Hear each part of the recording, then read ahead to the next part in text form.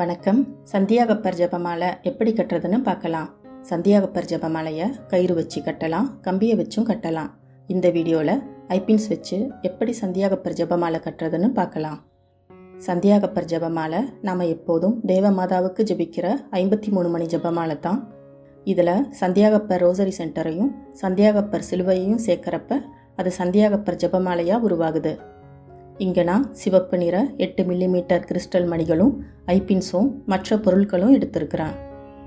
ஐபின்ஸில் 22 millimetre 32 மில்லிமீட்டர்னு நிறைய size இருக்குது. இங்கே நான் எடுத்திருக்கிறது 22 மில்லிமீட்டர். ஒரு ஐபின் எடுத்து மணியை கோத்துட்டு கம்பியை 90 டிகிரி அளவில் விரலால் லேசாக வளைக்கலாம்.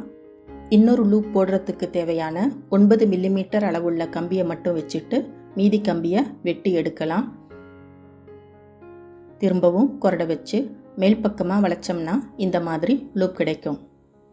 இப்போது முதல் மணியை ஐபின் சேர்த்து கட்டியாச்சு. இதே மாதிரி அருள் நிறைந்த மரியே வாழ்க ஜெபத்துக்கான 53 மணிகளையும் ஐபின்ஸ் வச்சு கட்டி தயார் பண்ணிக்கலாம். ஆண்டவர் இயேசுவின் 12 சீடர்களில் ஒருத்தர் தான் திருத்தூதர் யாக்கோபு. இவர் திருத்தூதரும் நற்செய்தியாளருமான யோவானின் சகோதரர். ஆண்டவருக்கு மிகவும் நெருக்கமாக இருந்த 3 சீடர்களில் புனித யாக்கோபும் ஒருவர். பழைய பைபிளில் இவர் பெயர் யாகப்பர்னு இருக்கும். பொதுவாக தமிழகத்தில் சந்தியாகப்பர்னு தான் அழைக்கிறாங்க. இப்போ கட்டிய மணிகளை 10 10 பிரிக்கலாம்.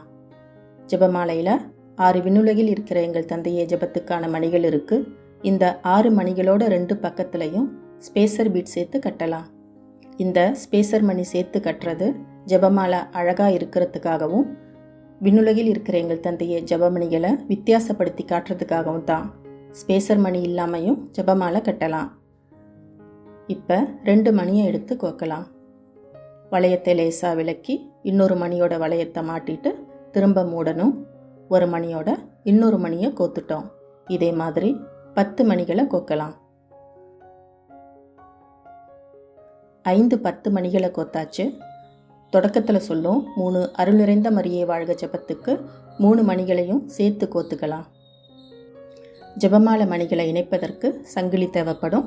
ஒரு சங்கிலி எடுத்து 3 வளையம் மட்டும் வச்சு வெட்டி எடுக்கலாம். 53 மணி ஜெபமாலை செய்கிறதுக்கு தேவையான 14 சங்கிலியையும் வெட்டி எடுத்துக்கலாம்.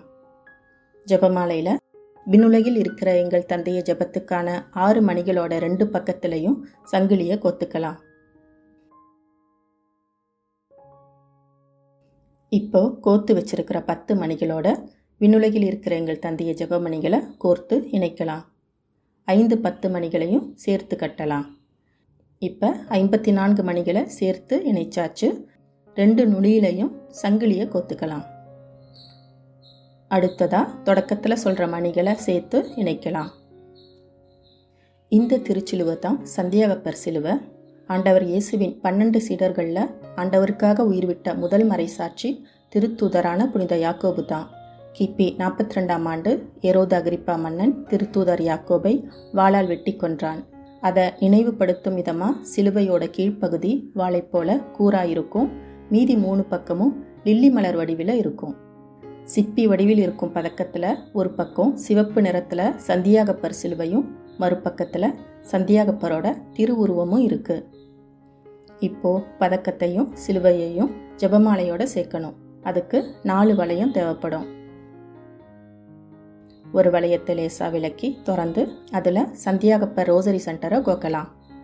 பதக்கத்தோட மேல் பக்கத்தில் இருக்கிற 2 வளையத்துலையும் கட்டி வச்சிருக்கிற 54 ஜபமணிகளை சேர்த்து கோக்கலாம். பதக்கத்தோட கீழ்ப்பக்கத்தில் இருக்கிற வளையத்தில் தொடக்கத்தில் சொல்லும் 5 மணிகளை சேர்த்து இணைக்கலாம்.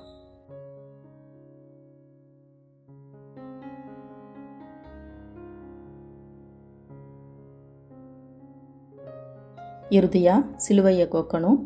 ஒரு வளையத்தை எடுத்து சந்தியாகப்பர் சிலுவையையும் சங்கிலியையும் கோத்து இணைக்கலாம்.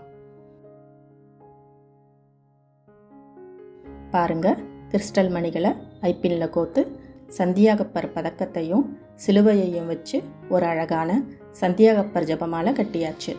இதில் உங்களுக்கு ஏதாவது சந்தேகம் இருந்தால் கமெண்ட்டில் கேளுங்க. இந்த வீடியோ உங்களுக்கு பிடிச்சிருந்ததுன்னா லைக் பண்ணுங்கள், ஷேர் பண்ணுங்கள், கமெண்ட் பண்ணுங்கள். அன்னை ரோசரி சேனலை சப்ஸ்கிரைப் பண்ணுங்கள். அடுத்த வீடியோவில் இன்னொரு ஜெபமாலை எப்படி கட்டுறதுன்னு பார்க்கலாம். நன்றி. மரியே வாழ்க.